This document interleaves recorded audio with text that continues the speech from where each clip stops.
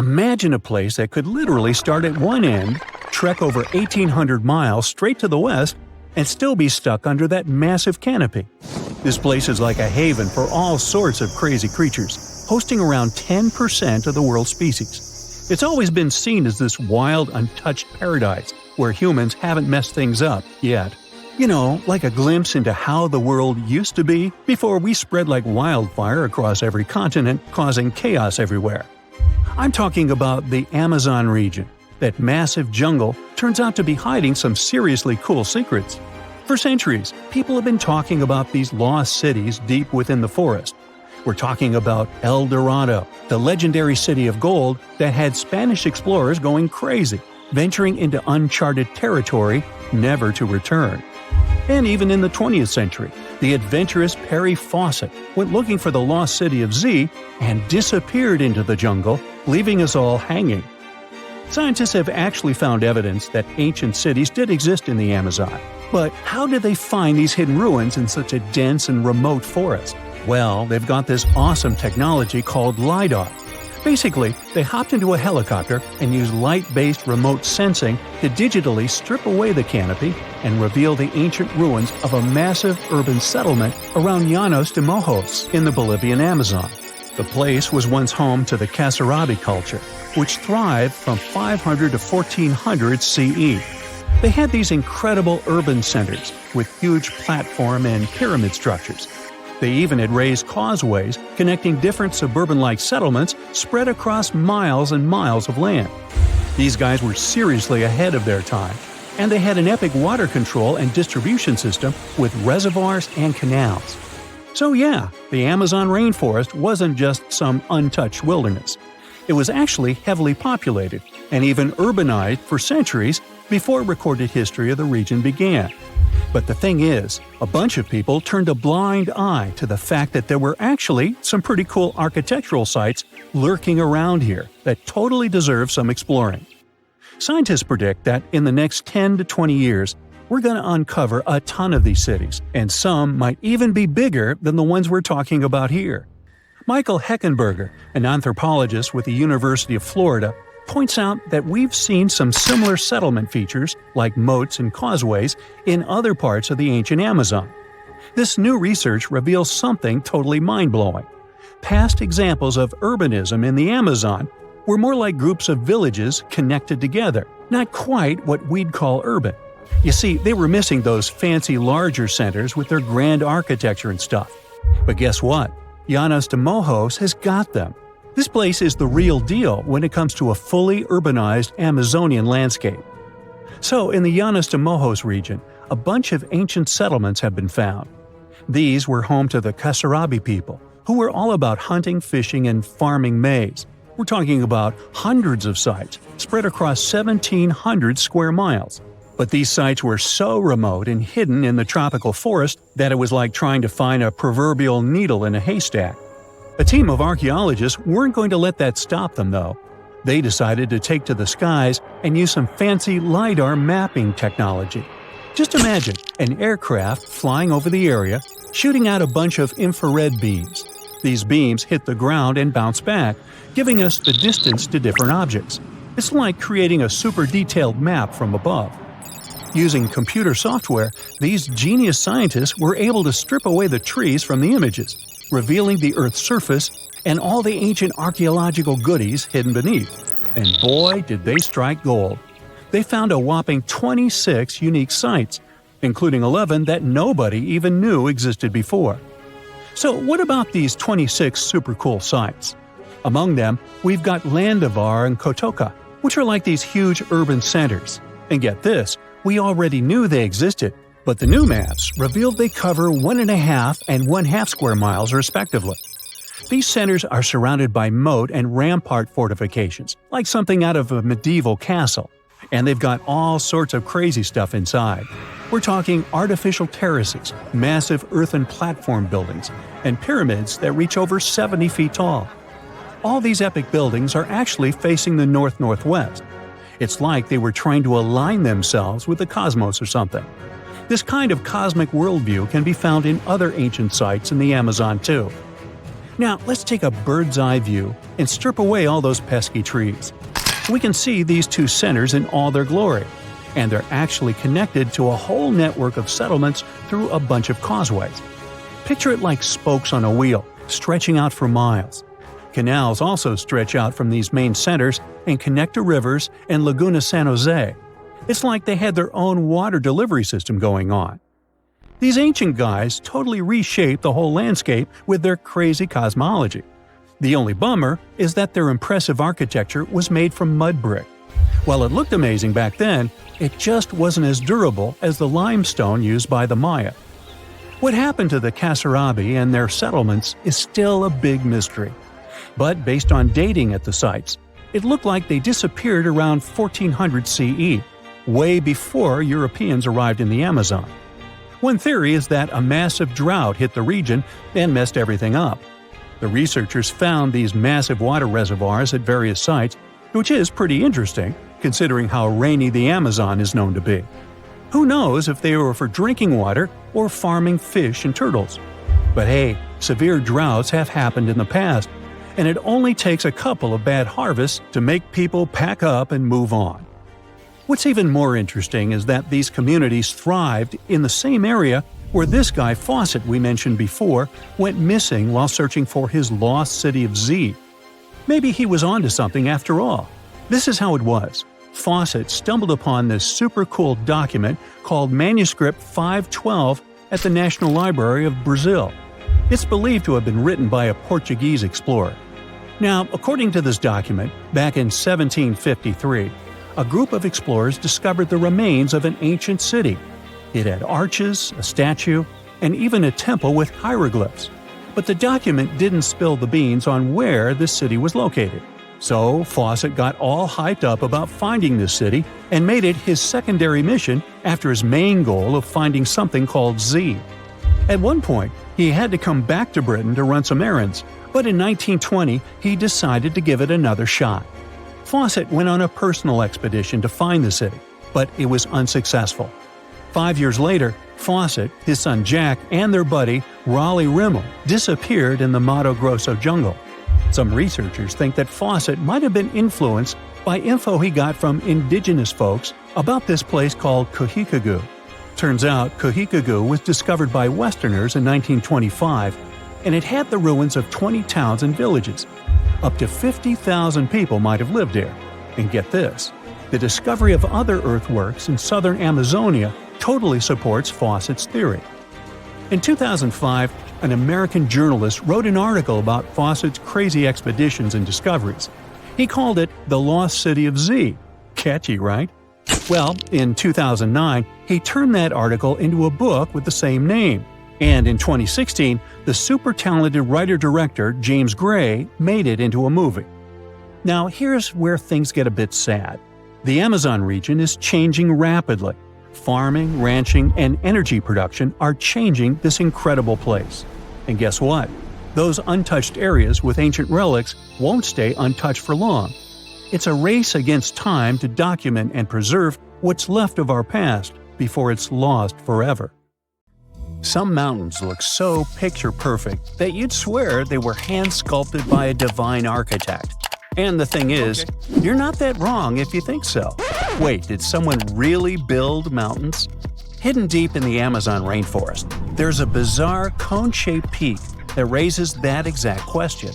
And halfway across the world, there's a landscape that looks like someone spilled a massive bag of Hershey Kisses across a green field. No, you can't make this stuff up. Get ready to learn what would happen if a Hershey's Kiss and the Road to El Dorado movie had a baby in real life, because we're diving into two of the most mysterious and oddly satisfying natural formations on Earth, Cerro El Cono in Peru and the Chocolate Hills in the Philippines. One might be an ancient lost pyramid, and the other turns into chocolate every year. Well, sort of. Let's start with El Cono. This strange, solitary mountain rises more than 1,300 feet above the treetops in the heart of the Amazon, right near the Peru-Brazil border. Sure, the Amazon is no stranger to mountains. There are impressive ranges, like the Ameri Mountains farther north and the Andes, not in the Amazon per se, but running along Peru's spine. But you see, El Cono is different. For starters, it's completely isolated. If you fly over the region in a helicopter, all you'll see for miles is an endless emerald sea of rainforest. Then, boom, out of nowhere, a perfectly cone-shaped mountain juts into the sky like a giant green Dorito. It's not part of any major mountain chain, it doesn't have any siblings, and it looks so symmetrical that it almost feels artificial. And it's covered by forest. Now, naturally, this has sparked all kinds of theories. Some people think it's an extinct volcano. Others say it's a freak of erosion. And then there are those who whisper more exciting possibilities. What if it's a lost pyramid? And before you roll your eyes, this idea is not as wild as it sounds. And some people actually stand by this theory. After all, the ancient civilizations of South America built pyramids too. What? Yeah, can you believe that the Egyptians didn't actually invent the concept of pyramids? No joke. The Mochichachapoya and Inca civilizations all built monumental structures. In fact, pyramids are found all over the world, from Ethiopia and Thailand to Greece, Mexico, and even Italy. So why do pyramids keep popping up throughout history? Simple. They're structurally sound. The broad base supports the weight, and the pointed top was often seen as a symbolic connection to the heavens. Okay, but what are the chances of all these people coming up with the same idea at the same time? Okay, calm down. Ancient aliens. Yeah, that's possible. But as it turns out, ancient people did talk to each other via trade, migration, and cultural exchange. Ideas like pyramids didn't need to come from a secret one-world civilization. They just came from smart, curious humans scattered across the globe, all looking up at the stars and wondering how to get closer. In fact, recent archaeological discoveries have revealed massive ancient cities deep in the jungle that were completely swallowed by nature. In Guatemala, scientists uncovered a lost Maya city with its own pyramid structures. In Mexico, an entire metropolis was found buried beneath forested hills. So yes, humanity can forget an entire city. Take another look at El Cono from the air, and you might start believing it too. Its slopes are smooth. Its symmetry is uncanny. From above, it resembles a colossal step pyramid or ziggurat, cloaked in jungle vines and secrecy. And if someone told you it was the moss-covered remnant of an ancient civilization, you might just nod and say, "Yeah, I see it." Of course, no one's proven anything yet. But the mystery is delicious. Like a myth waiting to be cracked open. At the same time, for people who live nearby, El Cono isn't just a geological curiosity, it's sacred. In Andean cosmology, mountains like El Cono are known as apus, spiritual guardians of the land. These aren't just rocks, they're living beings, protectors, deities. Think Tifiti from Moana, but South American and a little more mysterious. The indigenous tribes in the region still pay their respects to this mountain, treating it not as a tourist attraction, but as a sacred ancestor. And while everyone's busy debating whether El Cono is a mountain or a pyramid, nature's just vibing. The area surrounding El Cono is now part of Sierra del Divisor National Park, created in 2015 to protect one of the richest ecosystems in the Amazon. We're talking about rare plants, hundreds of bird species, many types of monkeys, and endangered animals like jaguars, giant armadillos, and even tapirs, the jungle's adorable pig-elephant hybrid. And yes, there are caves, springs, and even undiscovered ruins hidden deep in the forest around El Cono. So, what is El Cono really? Some geologists think it's likely a volcanic cone based on its shape. That's the official word from UNESCO anyway. Others argue it's a rare example of erosional geomorphology, a fancy way of saying wind, water, and time teamed up to carve a perfect mountain out of the landscape. Like geological origami, shaped by millions of years of natural forces. But the truth is, we don't know. Not for sure. Not yet. Until someone launches a respectful science-based expedition with drones, ground-penetrating radar, and a green light from the local communities, El Cono will keep its secrets. And maybe that's the best part. Sometimes it's mysteries that make the world feel truly magical. Now, let's jump onto a metaphorical plane and head to the Philippines, where the mystery continues and gets a little sweeter. Spread across more than 20 square miles, there are between 1,200 and 1,700, or even more, perfectly shaped hills that look like chocolate kisses. Like seriously. In the dry season, the grass turns brown, and suddenly, it's like someone dropped hundreds of Hershey kisses all over the landscape. Sweet, right? These are the Chocolate Hills, duh. And they're some of the Philippines' most iconic natural wonders. From afar, they look almost too symmetrical, like some alien landscaper came down with a measuring tape and a sense of humor. But how did they get here? Well, according to scientists, the Chocolate Hills are a rare type of karst formation, a term used to describe landscapes formed when slightly acidic rainwater dissolves soft rock like limestone. In this case, the hills were once coral reefs and marine limestone that were pushed above sea level by tectonic forces. Over time, the exposed rocks got eroded by wind, rain, and underwater rivers, leaving behind this stunning army of symmetrical mounds. It's a geological marvel millions of years in the making.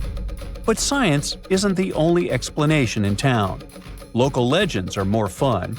One story says the hills were formed when two giants got into a rock-throwing fight, launching boulders at each other until they collapsed in exhaustion, leaving the landscape littered with mounds, just like that one scene from the Hobbit movie. Another tale speaks of a heartbroken giant whose tears turned into earth, forming the hills as a tribute to his lost love. Oh. Today, the Chocolate Hills are a National Geological Monument and a major tourist attraction in the Philippines. They're also being considered for UNESCO World Heritage status, because, really, where else can you find such a naturally satisfying mix of geology and dessert? If you ever want to visit, it's pretty easy. Fly into Boho Palango International Airport or take a ferry from Cebu, and then head to the towns of Carmen, Batuan, or Sambanga. There are designated viewing decks, eco-parks, and even ATV tours that will let you explore the hills up close. So, whether you're chasing lost pyramids in the jungle or climbing a mountain that turns into chocolate in the summer, the planet still has places that surprise and delight. And that's the real treasure. Sometimes, nature's weirdest, most beautiful shapes aren't hiding aliens or ancient tech. They're just proof that Earth has a wild imagination. Deep inside the heart of the Amazon rainforest lies a cave so massive, it defies logic. Stretching for 2,000 feet, this tunnel is so big a human could easily walk around inside of it. Its walls are etched with deep, mysterious claw marks. But this is just one of many. If you travel to the south of Brazil, you'll stumble upon over 1,500 similar caves, ranging from modest tiny burrows to massive passageways. These are not your average spooky, bat-filled caverns. They're what researchers call paleo-burrows, also known as ancient underground structures dug by creatures so colossal, they make modern elephants look small. Whatever creature dug those tunnels displaced 800 elephants worth of dirt. I know, it still looks like a normal cave, but experts noticed this one was special because the walls were too neat and rounded, and the floor was too smooth. Besides, no water or erosion leaves such signs of serious digging power. These Brazilian caves are the largest geological records of animal activity on the planet. It's like stumbling into a prehistoric house made by creatures the size of cars. To unlock this mystery, researchers analyzed the scratch marks on the walls and realized they had probably been made by giant ground sloths, a species called valgipes, which could weigh nearly 9,000 pounds and eat your average annual menu in about 3 days. Despite being huge, these animals were not earthbenders. They had to work in groups if they wanted to dig such long tunnels. This is why scientists believe many sloths shared the same tunnel and dug it together. Even some giant armadillos may have helped with the digging. After all, they were ridiculously skilled excavators and lived there too. Okay, but why would a giant sloth or armadillo need a 2,000-foot-long underground lair? Great question. And the truth is, scientists aren't totally sure. It doesn't make sense for them to dig tunnels this massive just to escape predators, especially since the tunnels were big enough for a saber-toothed tiger to crawl in, for example. So, unless they installed prehistoric security systems, this theory has holes. Haha, pun intended. The best bet is probably climate. Back then, everything was drier and colder, and some species of giant sloths were living their best lives back when Earth was transitioning between cold and warmer periods. Their big bodies usually protected these animals from temperature changes, but drastic fluctuations probably made them hide in order to survive. Besides, just like modern sloths, giant sloths probably had a hard time maintaining their body temperature, and going underground for a while is a great way to protect your babies and save some energy. After all, the bigger you are, the more energy you spend. Some scientists believe these tunnels might have had rotating tenants. One sloth moves in, digs a bit, leaves some scratch marks, moves out. And sometime later, another one crashes there and adds its own decor touches. A hostel for ancient megafauna. All evidence points to a more timeshare situation than a prehistoric private property. After all, these creatures weren't exactly social butterflies.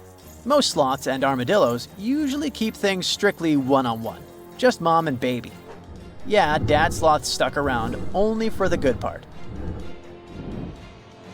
But you probably noticed one tiny detail here. These guys are not around anymore. They went extinct 11,000 years ago, right around the time humans started to get popular on Earth, when another ice age was ending. In fact, 80% of all mammals that were heavier than 2 pounds disappeared then. The first culprit is, of course, the usual suspect: humans. Around 10,000 years ago, a wave of skilled hunters using distinctive tools like spear points spread across North America. The theory goes that American animals weren't used to this new predator, making them easy targets. Once the big plant eaters started vanishing, the big meat eaters followed. They didn't have enough food to survive, and it wasn't just excessive hunting that caused some damage. Early humans may have also harmed ecosystems in ways that made survival harder for large species. But wait, there's another suspect: climate change. Around the same time, Earth's climate got a major shakeup. The climate was going from super cold to only slightly cold. Just so you know, Earth's temperature was about 46 degrees Fahrenheit, making seasons change and plants perish. And if plants are no longer around, big animals that eat them, like our friends giant sloths, have less nutrition, making them even more vulnerable. Many scientists now think that both human impact and climate change played a role, just in different ways depending on the region. In some places, humans may have tipped the balance. In others, nature itself did the job. Either way, it was a perfect storm that ended the age of giants. Turns out, being huge isn't always a plus. Giant animals tend to live longer and reproduce slowly, which makes them sitting ducks when disaster strikes. Besides, it takes a long time for these guys to bounce back. After dinos disappeared, for example, it took 15 million years for new mega-mammals to stomp onto the scene. The last major extinction happened around 12,000 years ago. Not really enough time for brand new massive beasts to evolve. Today's biggest ground animals, like elephants, rhinos, and bison, aren't newcomers. They're actually the tough survivors of that ancient chaos. And, well, at least we still live alongside the blue whale, the biggest mammal ever.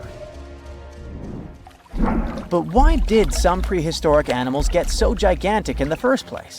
Well, being big has some perks, in spite of all the extinction thing.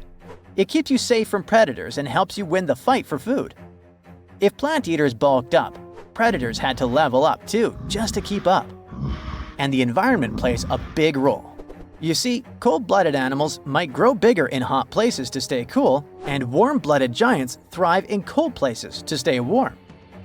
One paleontologist even suggested that some dino-sized vegetarians needed those massive bellies just to digest the tough, woody plants of their time, as if they had a salad bar inside their bodies.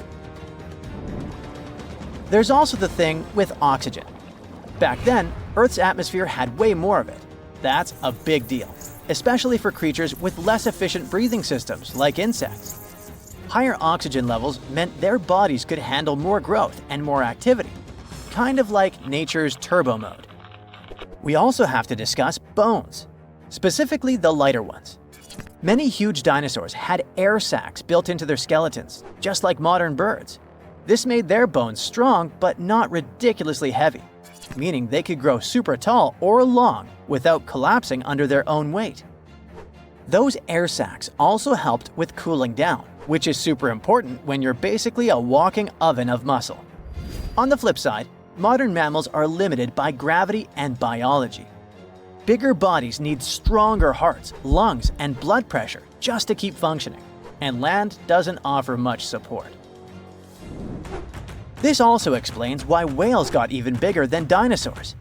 The ocean acts like a natural support system, which pretty much means that buoyancy helps hold up all that mass. So blue whales can hit a jaw-dropping 330,000 pounds without turning into pancakes. On land, that kind of size would be a serious health hazard. So ancient giants weren't just freaks of nature. They were the result of the right mix of air, food, physics, and environment working together in just the right way. The whole extinction event surely is a bummer for giant sloths that worked as gigantic engineers of nature, but it surely prevented us from sharing the planet with insects the size of crows, like some types of griffinflies or millipedes reaching almost 6 feet in length. Yikes! Now, if you'll excuse me, I'm going to appreciate modern sloths. Slow, small, and thankfully incapable of terraforming the landscape and giving me insect-related panic attacks. Now, how about some surreal hidden places to check out? Grab a flashlight and your backpack, and bon voyage! The trip starts in the mountainous country of Switzerland. You travel to the town of Waltensburg in the eastern part of the country. It's raining and it's very cold, but you still make your way to the bottom part of a mountain, where your first adventure awaits. After climbing up high in the mountains, you see a strangely shaped castle. To get there, you must walk up an extremely narrow pathway. Don't look down, you think to yourself. You tighten the straps of your backpack and manage to walk along the pass. Standing at the door of the castle, you really can't believe what you see. A 13th century fortress built entirely of stone. Today, all that is left of Krafenstein Castle is mainly its ruins, but their condition is good enough to get an idea of what the place looked like back in its glory days. You take your time to explore the castle inside, but honestly, this place gives you the chills and you're ready to move on. The next place on the list is Turkey. A plane and then a car ride later, you arrive in the city of Çorum in the northern part of the country. On the outskirts of Çorum, you find a valley filled with old, overgrown mountains and see the beginning of the trail you're about to hike. The way is extremely steep, but it leads to a secret door carved in the mountain. Congratulations! You've just arrived at Kapilikaya. The huge door is a massive arched stone that blocks the entrance to a hidden building. Experts think it has existed since the 2nd century BCE. Unfortunately, the huge door won't open, so what's hidden inside is a mystery today. It's guessed that there is a room inside. Some locals say there's a treasure hidden there too, but until today, no one has managed to enter the place to check. Okay, it's time to get moving before night falls. Next, you get the unique opportunity to travel to Ethiopia. Wandering around the city of Lalibela, you stumble upon a huge pit carved in the ground. You approach it carefully, and soon enough, you see a magnificent terracotta building. So richly detailed, it leaves you mesmerized. But that's not all. There are 10 other pits just like this one, hiding King Lalibela's 12th century buildings. All 11 constructions are different from one another, yet share a similar recognizable style. They were hand-carved over the span of 24 years, only with the help of chisels, which is unbelievable given that these buildings are up to 50 feet high. That's about as tall as 5 African elephants stacked on top of each other, if you could do that. This unconventional way of construction made them entirely monolithic, meaning they were carved out of just one gigantic piece of rock. Pretty impressive, huh? Once you leave Ethiopia, you grab a flight to southern Italy, right there on the tip of the boot. No hiking is needed here. Whew! Your friend takes you to a site called Sassi di Matera. It's a Paleolithic city carved in the slope of a steep hill. You might feel like you've traveled in time here, as local stone houses and ancient buildings are unlike anything you've ever seen before. The site, also known as De Sassi, is suspected to be one of the first human settlements in Italy, dating back to over 9,000 years ago. Wandering around the town, you might get invited inside one of the cave-like houses. Oh, and as weird as it may sound, some of the streets run on top of people's homes. Talk about Paleolithic urban planning. You're probably becoming an expert on rock-cut architecture by now, but there are still a few sites left on your list. Next off, you head to Slovenia to visit the world's largest cave castle. This medieval castle was built on top of a 400-foot-high cliff and was designed to be impenetrable. Luckily for you, security is much more relaxed today. Still, if you're looking for a more challenging and less touristy way inside, you can get into the castle through one of its many underground tunnels. They were built over 800 years ago for the owner of the castle. He needed secret passageways to sneak supplies. Today, Pajama Castle is both enchanting and mysterious. I'd say it depends on whether it's a warm sunny day or a cold stormy night.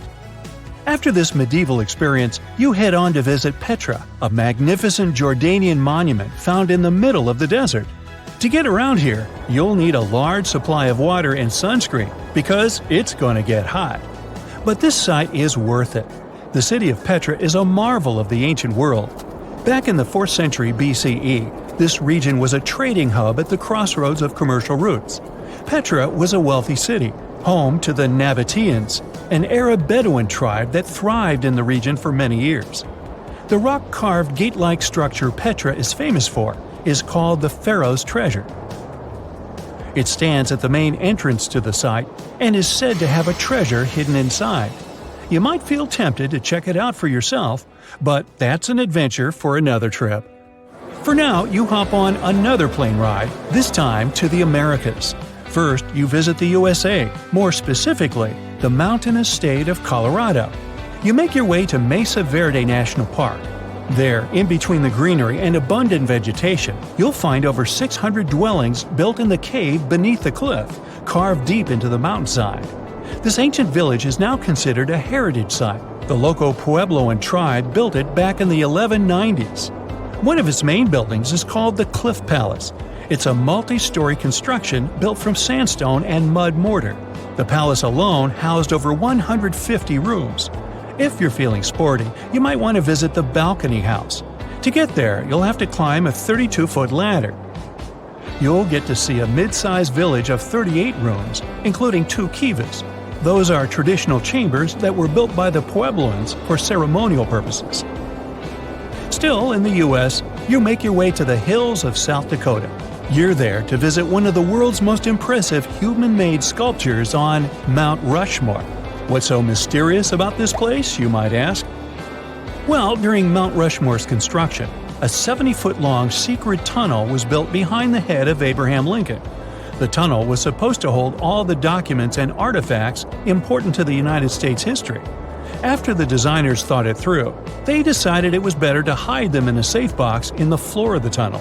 The box holds the history of how Mount Rushmore came to be carved, as well as a brief history of the U.S. and the 4 presidents depicted on the mountain. Amazing, right?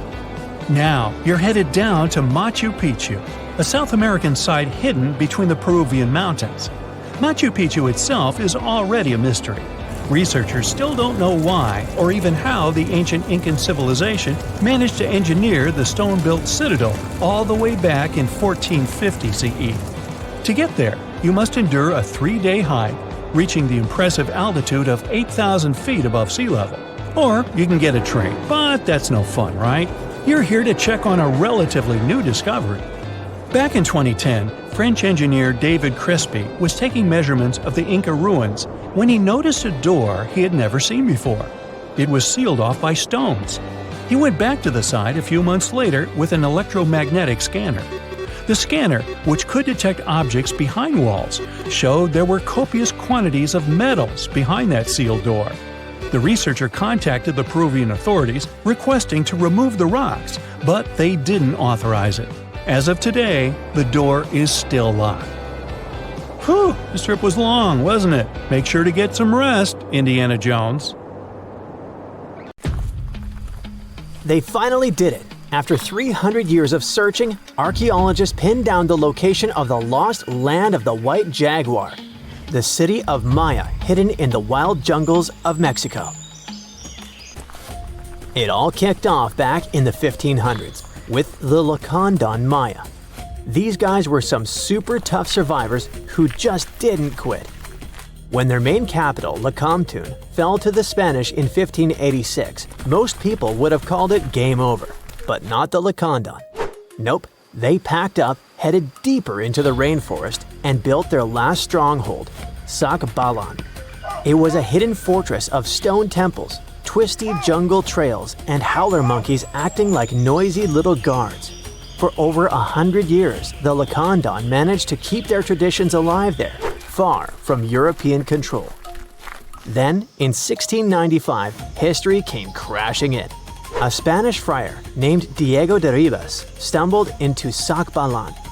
And yeah, that was basically the beginning of the end. Soon after, the Spanish took over. By 1721, the Maya had abandoned Sak Balan. The jungle didn't waste time. It swallowed the place whole, with roots tearing into walls and vines smothering plazas. The city didn't just disappear, it got eaten alive. For the next 300 years, Sak Balan turned into more of a myth than a memory. A name archaeologists and explorers would whisper, secretly hoping to find it one day. Plenty of expeditions tried to track it down, but the rainforest is sneaky.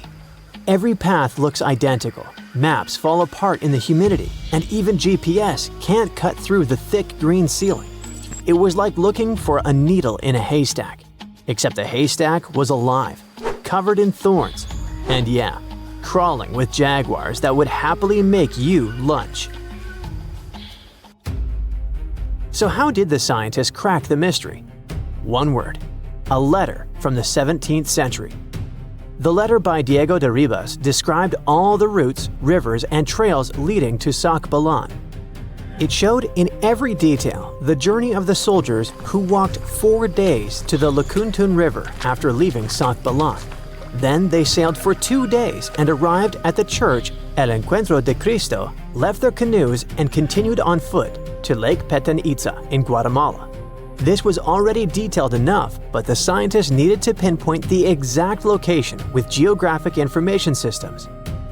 They took into account vegetation layers and how much each person was carrying to map an approximate range where Sak Balan should be. They fed this information to GIS and calculated where the city should be. And bingo, it worked. Archaeologists traveled through the jungle and found stone temples rising like broken teeth from the earth. There were also some tools and ceramics, and a Spanish church right in the middle of the ruins. The discovery isn't just about cool ruins, it rewrites history. For decades, people assumed the Lacandon simply scattered after Lacamtun fell, but Sak Balan proves they regrouped, fought, and preserved their culture for over a century more. It's like discovering the final chapter of a book we thought ended too soon. There's also irony here. The Spanish friar who revealed Sak Balan helped doom it. Yet his letter, centuries later, also helped save its memory. Today, the ruins sit inside a biosphere reserve, protected by the same jungle that once hid them. Tourists can't just waltz in. It's raw, tangled, alive. The city breathes again, but on its own terms. Scientists just uncovered another lost city, buried under the thick jungles of Mexico. It had been hiding there for 600 years.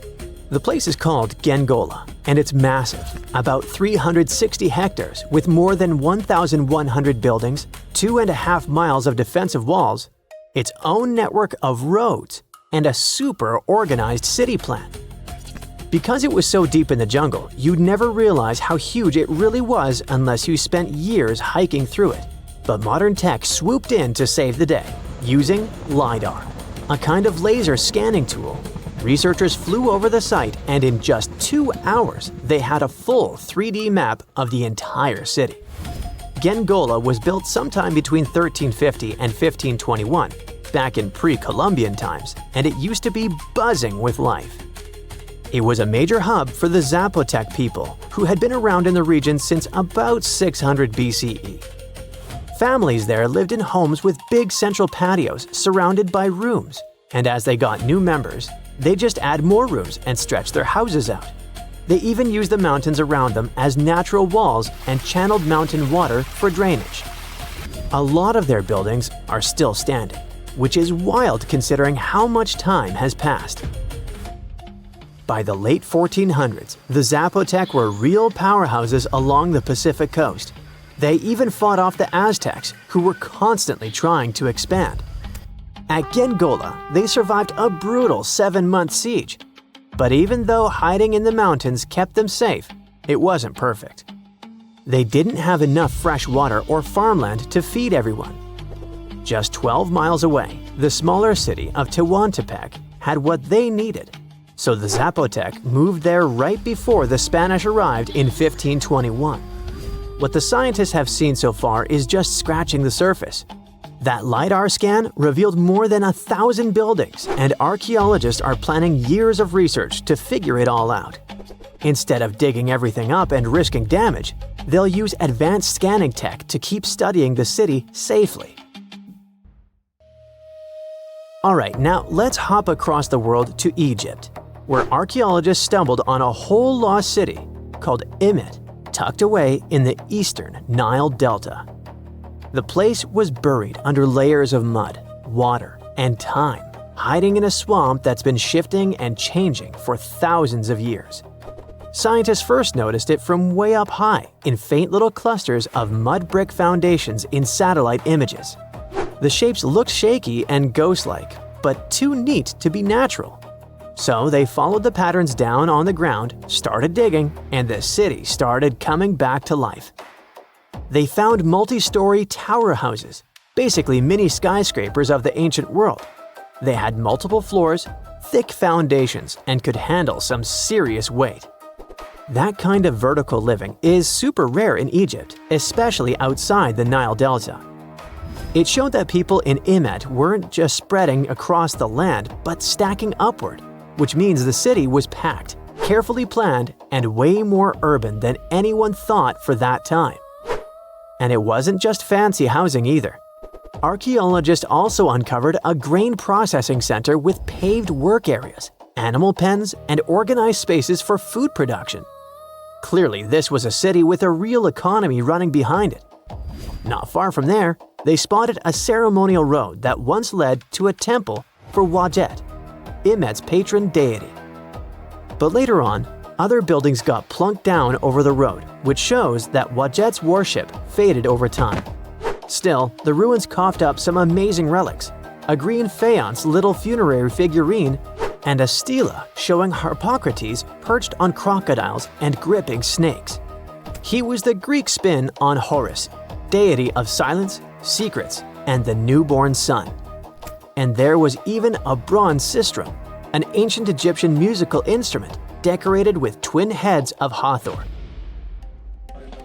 Turns out, Imet was active from around the 4th century BCE onward, stretching from Egypt's late period into the Roman era. Its location along trade routes made it a magnet for merchants and pilgrims visiting Wadjet's temple. So it wasn't just hanging on, it was thriving, connecting, trading, and adapting with the times. And this isn't just another dusty ruin. Imet is giving us a window into everyday life, religion, and urban planning in the Delta, which we've always known way less about compared to the big pyramids and tombs. You are lost deep within the jungle in the Yucatan Peninsula in Mexico. There are strange noises all around you, and to make it worse, the sun is setting. Soon, you'll be alone in the middle of an unknown rainforest. Guess it was a pretty bad idea to come looking for El Dorado on your own, wasn't it? You keep walking as fast as you can when suddenly, wait! What's this you're seeing? It looks like large stairways made out of stone.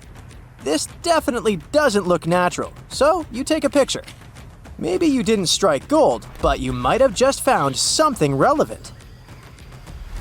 Congratulations! You found Ocumtun, a long-lost Mayan city, hidden 37 miles into the jungle. The name literally translates to stone column. Stone was probably in at the time, so these guys used a lot of it to build their pyramids, houses, and even ball courts. If you ever thought that Europeans invented ball games, think twice. Mayans loved to play ball games for recreational purposes. Ocumtun is part of a series of other long-lost Mayan cities that are being discovered with the help of new technology nowadays.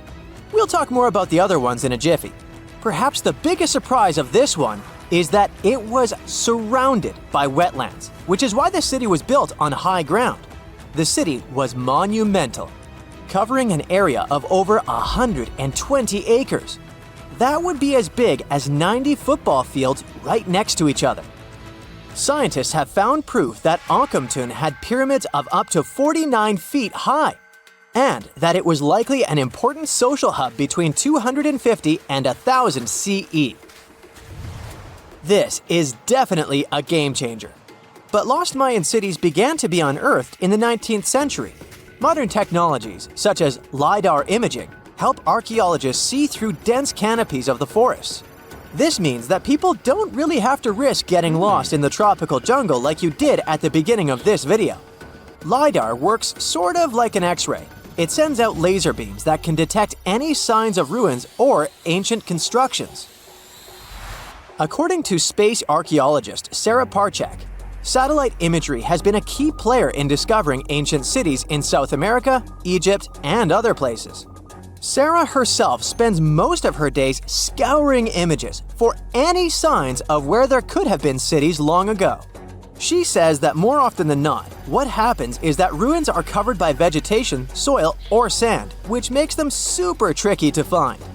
But thanks to these awesome tools, scientists also made the huge discovery of ancient Mayan causeways, which spread throughout old Mayan territories.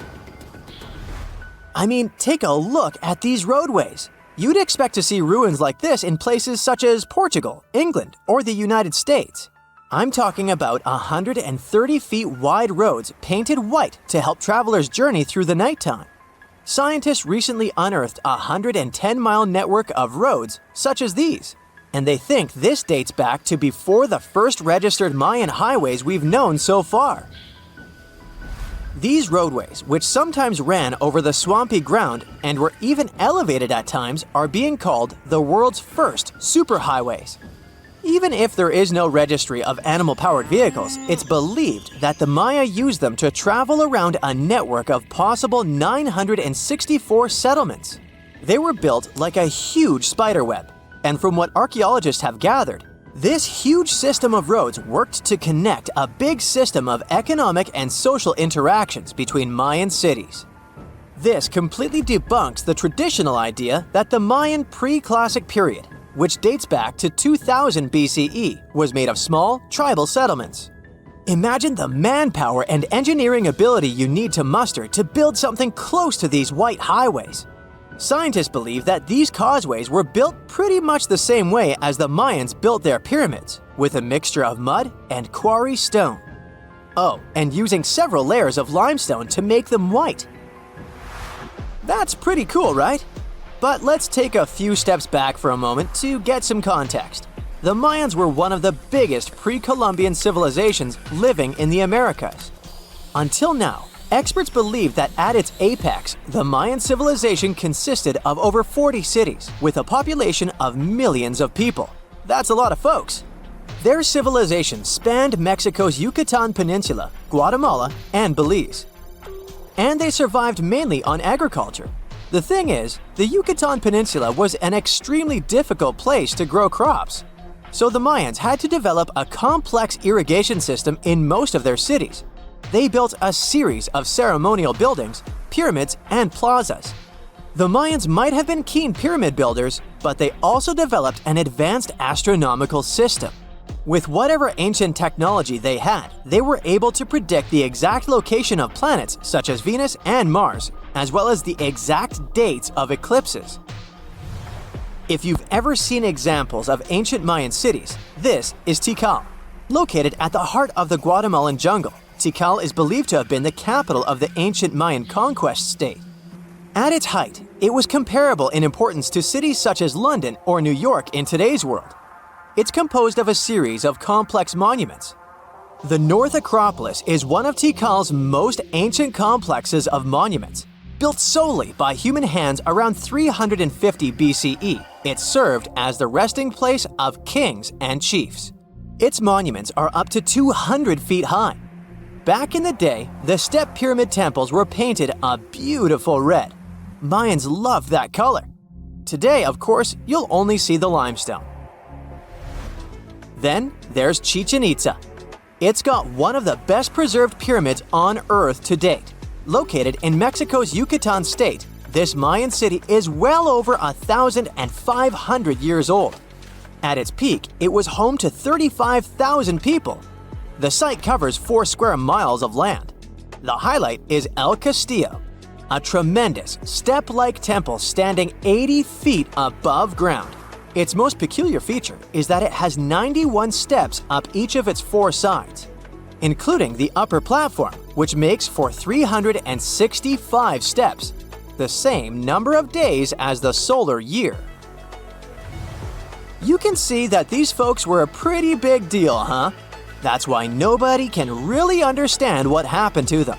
There's a big lack of evidence on the decline of this almighty empire. What could have been the cause of their demise? Was it a drought? New research in 2017 did bring some new discoveries into the mix. Using data from a site at Ceibal, located at southwest of Tikal, scientists analyzed radiocarbon data from ceramics and archaeological excavations to extract new information about the unexpected demise of this great civilization. The information shows that instead of a sudden collapse, the Mayans most likely fell in waves of social instability and political crises. These events are believed to have deteriorated Mayan city centers and began causing the dispersion of the Mayan population. It's hard to pinpoint the exact causes, though. But hey, recent discoveries are shedding a big light on humanity's past. Not only about the Mayan Empire, but about other long-lost civilizations of South America. A major recent discovery in Brazil was done using satellite imaging technology and is also shocking scientists. Some images from near the Xingu River, also in the Amazon, suggest that cities of millions of people might have existed inside the jungle, way before our modern civilization ever existed. I mean, if this doesn't shock you, I don't know what will. Satellite imagery also detected a network of trenches dating back to 200 and 1200 CE in the Bolivian Amazon forest. These proofs suggest settlements that could have supported around 60,000 people right in the middle of the Amazon forest. When researchers from the University of Florida went on ground to check the satellite information, they were shocked to find several mounds that were accompanied by ditches and geoglyphs. Archaeologists also found remnants of carefully designed walls centered around plazas, much like the type of construction done by the ancient Mayans. See this place on the map? Yeah, right there.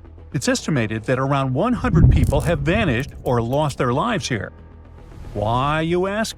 Well, it seems they were all looking for this guy, Percy Fawcett. He was a British colonel, famous for his sharp blue eyes, perfectly groomed beard, and signature hat. He looked like a character from Pride and Prejudice, but lived more like Indiana Jones. In fact, this character was inspired by Fawcett's story. But his disappearance in 1925 was more macabre than any movie plot. Colonel Fawcett was bold. Not the ask-your-neighbor's Wi-Fi password kind of bold. I'm talking full-on, I don't care that much about my life bold. He used to be a soldier in Sri Lanka and even did a secret spy gig in Morocco, but he needed more. So in 1906, Fawcett started exploring parts of Brazil and Bolivia where no one had dared to go before. His mission was to create secret, mind-blowing maps. Okay, that doesn't sound too risky, but trust me, it was. If you want to explore the world nowadays, you just open Google Earth and, well, that's it. No danger, no adrenaline, just maybe one or two creepy street view photos. Ew. But we're talking about the beginning of the 20th century, when satellites and this weird Google car didn't exist. Back then, if you wanted to fill in the world map, you actually had to explore the land on foot. So that's how Colonel Fawcett ended up in South America. And he became famous for his expeditions to map out the wild Amazon.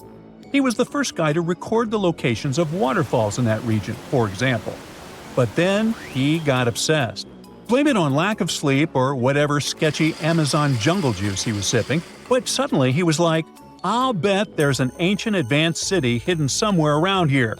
Spoiler alert, there wasn't. But he was hooked on that idea. Hanging out with native Indians for so long convinced him that large groups could totally thrive in the middle of a massive rainforest. And of course, Fawcett loved a good old adventure story, especially the ones from the 16th and 17th centuries, written by European explorers. In those stories, adventurers claimed they had found huge settlements and fine roadways deep in the heart of Latin America. But Fawcett's all-time favorite story came from a manuscript written in 1753. Back then, adventurers were hunting for precious metals in Brazil when they stumbled upon a ruined city with monumental buildings, roads, and plazas. Oh, and every corner had a Roman-style spire. Naturally, the colonel was all in to find it. Too bad no one told him this manuscript is mostly considered a forgery. Yep, this story is as real as Snow White's. But then, things got weird. The settlement described in that manuscript was supposedly located in the northeast side of Brazil. But now, he's saying there's an advanced civilization in Mato Grosso, which is in a different part of the country. So he decided to name this new place the City of Z. Back in the 1920s, the colonel launched 2 separate expeditions to find it. But both trips failed, as he faced terrible weather, fever, and of course, exhaustion. Now, tell me in the comments, what do you think Fawcett did after 2 failed expeditions? Option A, he quit. Option B, he called his mom. Option C, he tried again because he didn't get the memo that the universe is clearly saying stop. Well, of course, option C is the right answer. This is relentless Fawcett we're talking about. So, 3 years later, the colonel finally gathered enough cash to launch yet another expedition in search of the City of Z. All he needed was a crew of people crazy enough to join him. Famous and experienced explorers were begging to come along. But nope, Fawcett decided to take his son and his best buddy instead. In January 1925, this brave trio set off on their journey. They packed mosquito nets, canned food, and made a promise, we shall return. Another spoiler alert, they didn't. Uh-oh. The journey kicked off in New Jersey, and then they sailed all the way to Rio de Janeiro, Brazil. There, they stopped to grab some pack animals, like horses, and hired a couple of local guides. Now they were ready to head to the city of Cuiabá. Now keep in mind the distances in Brazil are crazy huge. So this little journey was like traveling from Miami to Chicago on foot. 3 months later, they finally ventured into the jungle for the first time. And that's when the fun really began. The crew faced piranha-infested rivers, an endless maze of thick trees, and the worst part, bugs. The constant annoying zzz of a gazillion mosquitoes wouldn't let them sleep, and Fawcett's best friend's foot got huge from tick bites. But the colonel didn't have time to babysit his friend's princess foot. Oh no, he was too obsessed to take a break. In fact, at some point, he was so far ahead of his companions that he had to camp alone for a night. On May 29th, Fawcett finally came to his senses. There was no City of Z. But did he let that stop him? Not really. He unpacked their gear and sent the local guides back to Cuiabá. But before saying a final goodbye, he asked them to deliver a letter to his wife, saying something like, "Don't worry, hon, our son is well and getting stronger every day." Sure he was. Anyway, after this dramatic farewell, the trio set off into the bush alone. the darkness swallowed the thick forest, and then they were never seen again. Okay, that was intense, so let's fast forward. 2 years later, the newspapers were still speculating whether the trio could still be alive, and Fawcett became a legend, like Bigfoot, but less hairy. One guy said that the colonel had become one of the locals and was living his happily ever after in the jungle. Another guy said he was held prisoner by the Indians, but no one could confirm any of these sightings. It wasn't until 1928 that the British authorities finally thought better late than never and decided to look for Fawcett and his crew. By that time, they were sure their expedition had perished, but they still needed proof. And after days and days of surviving the jungle's worst nightmares, they found, well, nothing. But in a weird way, this mystery inspired more explorers to look for them. It's estimated that about 100 people have passed away in this process, and a few have followed in the explorers' footsteps by disappearing without a trace. So, what really happened to the expedition? Researchers have pointed their fingers at everything under the sun: parasitic infections, starvation, drowning, jaguar attacks, you name it. Some even say Fawcett dove headfirst into mysticism and started an occult community in the jungle. The Brazilian anthropologist Orlando Vilas-Boas was probably the one who got the closest to solving this case. Back in the 1950s, he was working with the Kalapalo Indians when they suddenly admitted to, getting rid of Fawcett. They even had bones to prove it. But it turns out a forensic analysis showed that the remains didn't belong to the colonel. So we're back to square one, and nobody knows, to this day, whatever the heck happened to them. Fawcett's quest, as we know it today, is based on some pretty questionable sources. But there is a possibility that he wasn't living in Delulu land after all. Recent discoveries suggest that his idea of a sophisticated jungle city wasn't just pure fantasy. In 2024, a massive ancient city was found in the Amazon, hidden beneath dense vegetation. Evidence suggests it was built around 2,500 years ago, and it was surprisingly advanced, featuring houses and plazas, all connected by an incredible network of roads and canals. But this city was in a forest in Ecuador, not Brazil. So who knows? Maybe the legendary city of Z is still out there. Ooh. The story goes that two Mayan twin boys loved to play ball. Sure, they were really good at it, but they also made a lot of noise when playing. The lords of the underworld soon became bothered by the sound and summoned the two boys to the underworld, a place the Mayans called Xibalba. As soon as the boys reached their gloomy destination, the lords of the underworld began putting them through a series of tests. Soon enough, the inexperienced twin boys failed the tests and lost their lives. But this was not in vain. This sad event resulted in the appearance of a beautiful fruit tree. Soon enough, a young woman saw a beautiful fruit on this tree and reached up to pick it. Legend has it that soon after that, she gave birth to another set of twin boys named Hunahpu and Xibalba. Just like their ancestors, these twins were great ball players, but they were equally as loud, and the lords of the underworld became annoyed again. They decided to ask this pair of twins to come to play a game in the underworld, hoping to get rid of them too. When the twins arrived, the lord sent them through a number of frightening places. The first one was the House of Gloom, which was very dark. They then passed through the House of Knives, where they had to avoid getting injured. The twins then built a fire in the House of Cold, so that they didn't freeze, and ran through the House of Jaguars, where they tricked the animals into not eating them. Finally, they entered the House of Bats, where they seemed to have lost their luck. One of the bats managed to run off with Hunahpu's head. The lords then challenged the twins to play ball with them, but the boys were clearly at a disadvantage. Xibalba placed a turtle on Hunahpu's shoulders to make up for his lost head, and they began playing.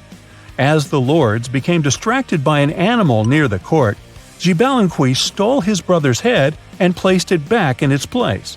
Much to the annoyance of the lords, the twins were now able to tie the game. Hunahpu and Xibalunqui continue to perform a series of tricks for the lords of the underworld. One of them involves Xibalunqui injuring Hunahpu and then bringing him back to life.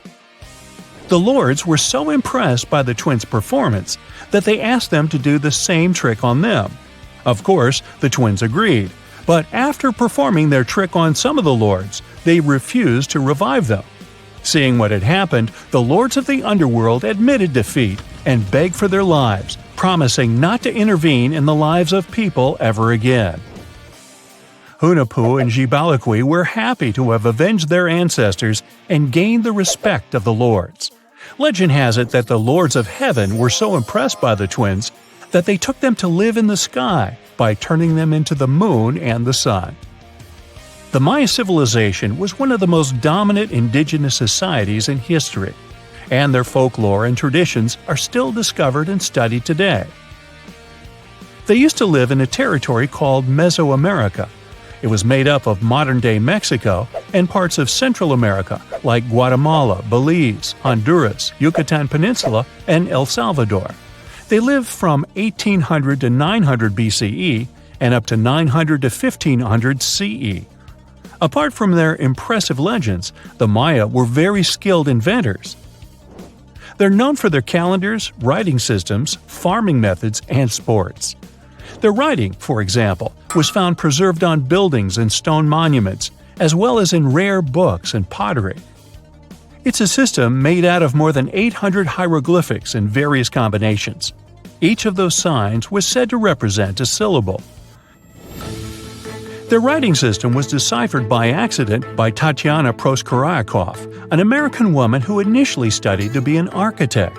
Since she didn't find a job in her field, she eventually became a Mayanist in her own right, despite not being academically trained. She was the first to notice that the Mayan upended frog glyph meant birth, and that their toothache glyph meant the date when the king ascended to the throne. It made it easier for scientists to pinpoint birthdays, as well as the names of the rulers of a specific Mayan dynasty. They also invented the concept of zero, which is seen as one of the greatest innovations in mathematics, physics, and human history altogether. Sure, even back then, people understood the idea of having nothing, but the concept of zero as a number is a relatively new invention. A fun fact about Mayans is that they really liked hats. The bigger your hat was, the more important you looked.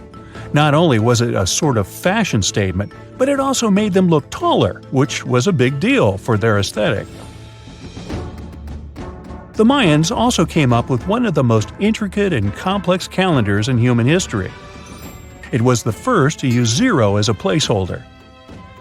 Their calendar ended on December 21st, 2012, which led some people to believe that it translated to the end of the world. Obviously, that was not the case. It just so happened that the date coincided with the end of a Mayan cycle of years. But you know, as advanced in science and astronomy as they were, they did make some mistakes. One of them was their belief that the world was flat. Their theory was that the four corners of the world were watched by the brother lords, who kept the sky from falling over their lands. Hats off for their menus, though, as they were well-known chocolate eaters. They turned eating chocolate into a form of art. The drink they made wasn't really like the hot chocolate we enjoy today, though. The recipe included mixing cacao with water, honey, chili pepper, cornmeal, and other ingredients to make a foamy, spicy drink. The ritual of drinking cacao was a crucial part of their celebrations. We're not done discovering all the amazing parts of their architecture and civilization. It was only a few years ago that a Maya pyramid was found at Tonina, in the Mexican state of Chiapas. It was estimated to be more than 1,000 years old. The reason why it escaped archaeologists for so long was that it lay hidden under what was believed to be a natural hill. The ruins of two Mayan cities have been recently discovered in the Mexican state of Campeche. Why didn't we find them until now?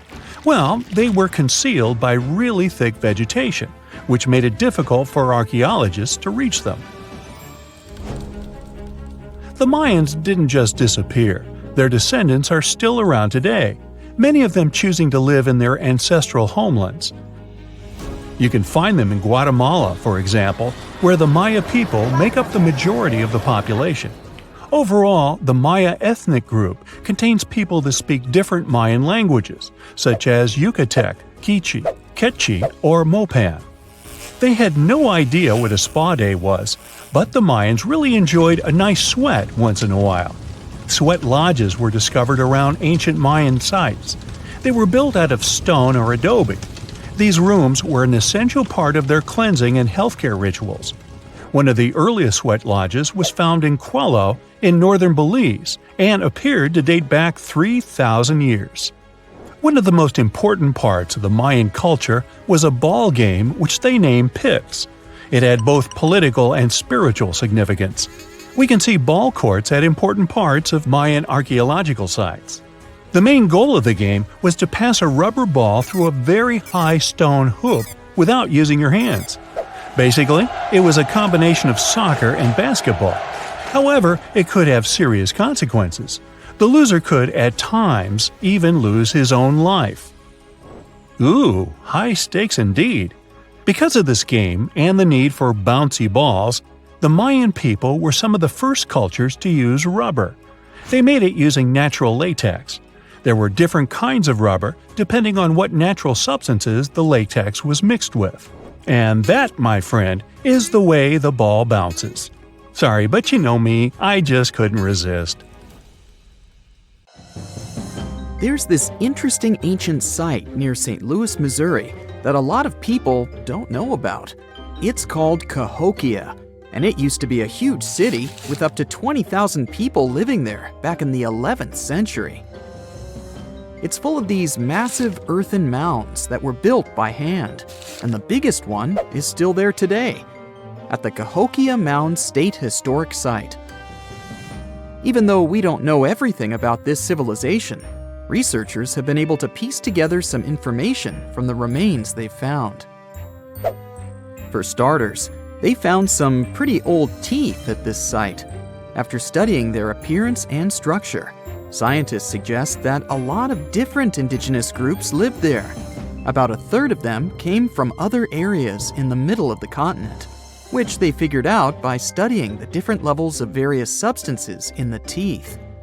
And get this, the way the mounds are arranged shows that this was actually a planned-out city, not just a bunch of villages grouped together. The rulers lived on top of the mounds, while everyone else lived in other structures. It's amazing to think that they were doing things like farming, hunting, logging, pottery, and weaving, all within this one giant city. Right in the middle of Cahokia, there was this giant mound that was about 100 feet tall, and around it, there was this huge wooden fence. Inside the fence was the city center, which had a big open space called a plaza. Archaeologists think that the plaza was designed to represent the 4 cardinal directions of the world. It was like the people who built it wanted to create a place that was in harmony with the universe. The center of the city was where they held ceremonies and events, and it was such a big deal that people from outside Cahokia would come to be a part of them too. What became of this city? Hard to tell. Some people think that the reason it fell apart is that they cut down too many trees and the land got all messed up. Other scientists believe that's not true because the soil was still in pretty good shape after the city was gone. The Europeans were not even around at that time, so they couldn't have influenced the downfall of Cahokia either. There's also one theory that suggests there were fights with other communities that caused the city to collapse. These days, there are over 65 preserved mounds, and you can even climb the steps of the tallest one. The best part is that local authorities are thinking of making it a national park, so you should totally plan to visit before it gets too crowded. Mohenjo-Daro is another lost ancient city that's still surrounded by mystery. Located in modern-day Pakistan, it was a city that flourished during the Bronze Age, and it was extremely advanced for its time. It had things like water systems and fancy architecture that other cities didn't have back then. Despite these features, It's not as well known as other ancient cities, like those in Egypt or Mesopotamia. What's even weirder is that at some point, the city was abandoned, and no one knows why. Archaeologists found the city in 1911, but it took a while for them to realize how important it was. Eventually, they uncovered a lot of really interesting things about the city, like its advanced sanitation system. Excavations uncovered over 700 wells, as well as private baths and a large communal bath. Remarkably, even private homes had toilets, and waste was efficiently disposed of through a city-wide sewage system. They also had a lot of trade connections and made some really beautiful objects, like pottery, jewelry, and figurines that were sold all over the region. Despite its amazing culture and knowledge, scientists have yet to figure out why the city was abandoned. Some people think changes in the nearby river might have had something to do with it. The writings that the people of Mohenjo-Daro left behind are still a complex code, even for the most skilled specialists, making it even harder to piece together their history. Have you heard of the lost city of Kolmanskop? It used to be a small settlement in the Namib Desert. Legend has it that it got its name from a man named Coleman who got stuck in the local dunes and was never seen again. But that's not the interesting part. In 1908, a railway worker found a shiny stone and showed it to the chief railway foreman, who turned out to be a hobby mineralogist. They discovered it was a diamond, and soon, Kolmanskop became the richest town in Africa and one of the richest places in the world. It had luxurious stone houses, a school, a hospital, and even an ice factory to produce ice for fridges. The hospital had the first X-ray machine in southern Africa, which was supposedly used to check if workers were illegally swallowing diamonds. Its popularity began to decline in the late 1920s when another diamond-rich location was discovered nearby. Most of the inhabitants soon began to flee the city in search of a better life, leaving the buildings abandoned. In 1938, all machinery was taken south and the town was left to the desert. The last inhabitant left Kolmanskop between 1956 and 1960. The hot climate and low humidity have preserved the structures over time, and tourists can now visit this desert ghost town. You've surely heard about this next ancient city, Machu Picchu.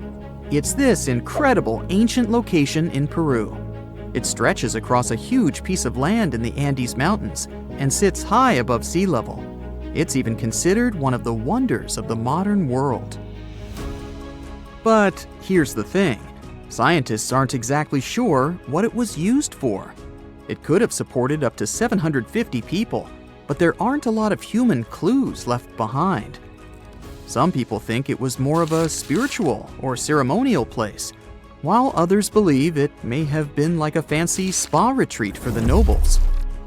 The extensive terraces might mean it was used for crop testing or as a trading hub. And there's even a theory that it was used as a prison because they found a cell-like area too. It's amazing that even today, archaeologists and historians are still puzzled about how it was built. Did you know that they probably didn't even use wheels for transportation? And those massive granite rocks were somehow pushed up the steep Andean mountains, even though most of them weighed a lot. Some historians think that hundreds of people worked together to push each rock up the peak. The huge stones at Machu Picchu are also so close together that you can't see any cracks between them. It's pretty cool because it also makes the area safe during earthquakes, which is important since Peru is a shaky country. But how did the stones stay put during all those quakes? They actually move a little bit, but then they go back to their original spot, almost like they're dancing. Some people think wet wooden wedges were used to keep them in place, but that doesn't really add up, considering how big the structures are. Locals back then also seem to have built Machu Picchu without using any pack animals or iron tools. They had to sculpt and put everything together using mostly their hands. Plus, the citadel is built on a fault, so they had to move a bunch of stone and earth to make it flat. Scientists also think that the real construction is actually underground because of the deep foundations and drainage system. In fact, there's a hidden water system that was just recently discovered using 3D scanning. They didn't even use mortar to put the granite blocks together. They were so precise that you can't even fit a sheet of paper between them. One theory suggests that people that lived there used stone tools made of a harder material than the stone they were cutting.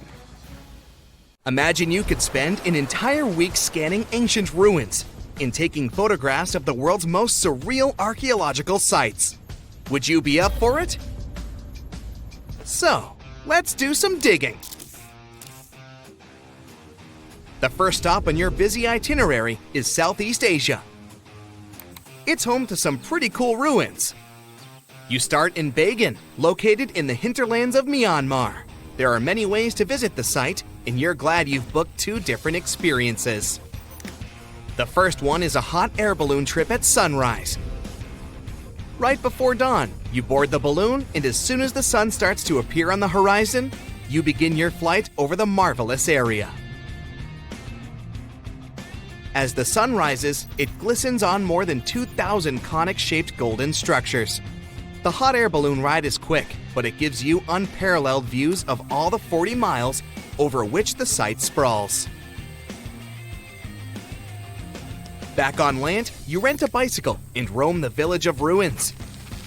Some of them are open and allow you to peep inside. These magnificent ruins were built between the 11th and 13th century CE and were mainly places of worship. There were originally over 10,000 buildings, but they were gradually deteriorating over time due to earthquakes. Thankfully, the site became a UNESCO World Heritage Site back in 2015 and has since been preserved. Up next, you catch a flight to Cambodia. You take some time to visit Angkor. The world-famous archaeological site nestled deep within the jungle.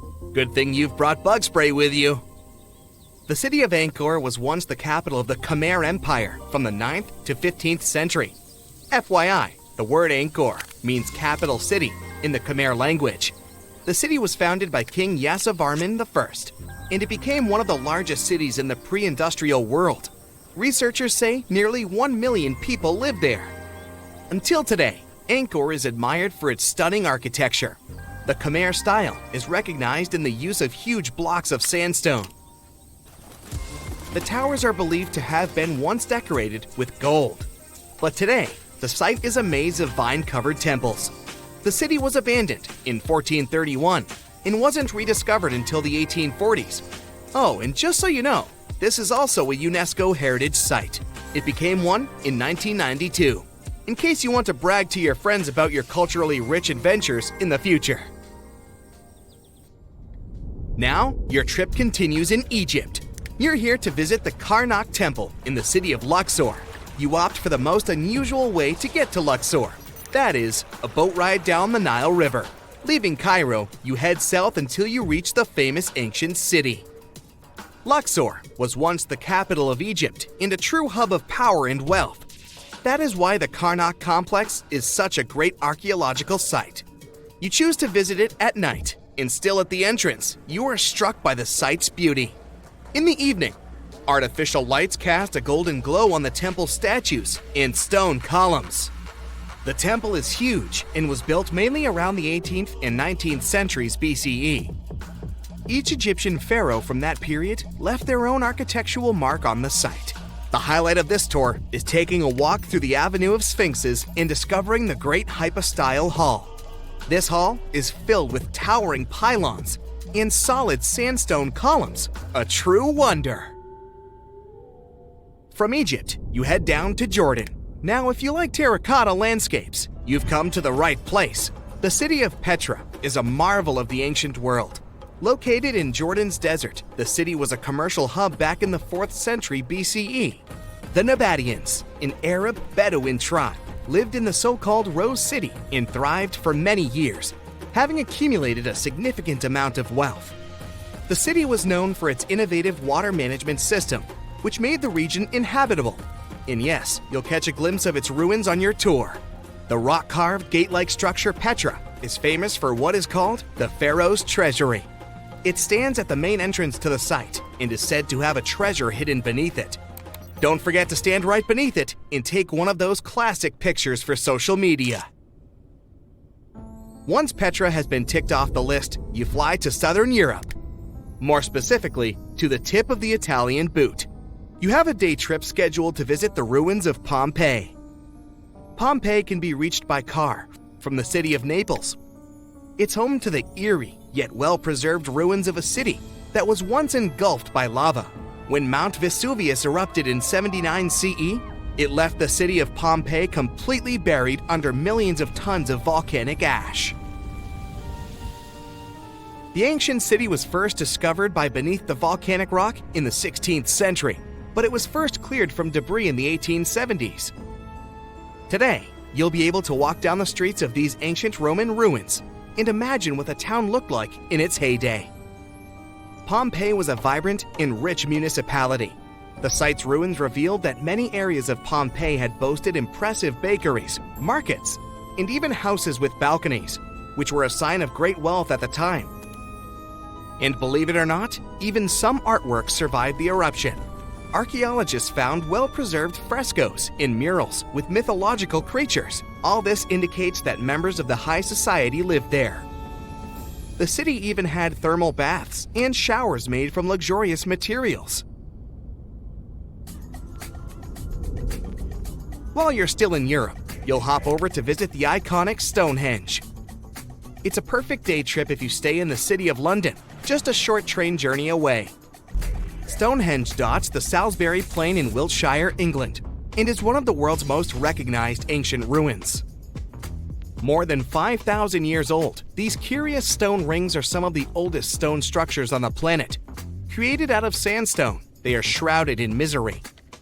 Who built them and why is still largely unknown.